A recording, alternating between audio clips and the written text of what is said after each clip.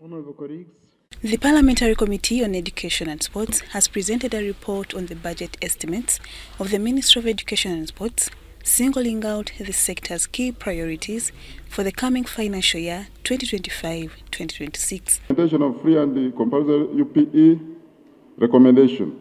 The committee recommends that the Ministry of Education, Ministry of Finance and Economic Development allocates additional 309.6 billion towards 309.16 billion towards the implementation of free and compulsory primary education. The MPs questioned the Ministry of Education and Sports on the infrastructure development of schools in various districts. When you move throughout the country and you look at the status of the school in this country, most especially the primary school, there are people who are still studying under trees in this very country that we are in. There are teachers who are still sleeping in grass-thatched houses. There are children who are still sitting on the floor. They have classrooms that are not even worked on. The children are sitting on the dust. And you expect such a child to come and compete with children who are in Kampala. The members raised concerns over the failure to construct staff quarters in government schools, especially those up country. I studied in a village school, but it had staff quarters, and it was very easy for the teachers to attend to pupils. But where teachers have been transferred to first schools, they have not even reported because there is no accommodation. The money which they earn as a salary is not enough. Some members of Parliament decried the lack of secondary schools in their constituencies. I cannot have a constituency with only 3 primary schools and without a secondary school. But at the moment, I have only 1 A-level school in Lira district. That is Amaj Complex. Amaj Complex has no laboratory, neither library.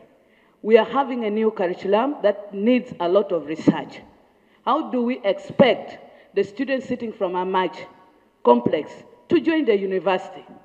Bugendera has 14 administrative units, but we still have 8 sub-counties without any secondary school. So when I see this, I really wonder whether we are in the government. And the individuals known for voting NRM, 98%. Kaseke district, that is in the Butalang sub-county, we don't have a secondary school. The whole town council doesn't have a secondary school of the government. The State Minister for Primary Education, Joyce Moriku-Kaduchu, responded to the concerns. Take a note of all those gaps, especially the issue of lack of seed secondary school in sub-counties. The House was also concerned about the ministry's proposed investment of 2 billion shillings in research. Because if the research output of our universities goes low, their ranking is... I was on the University Council of Makerere for 10 years. I know the moment you don't work on issues of research, your ranking goes.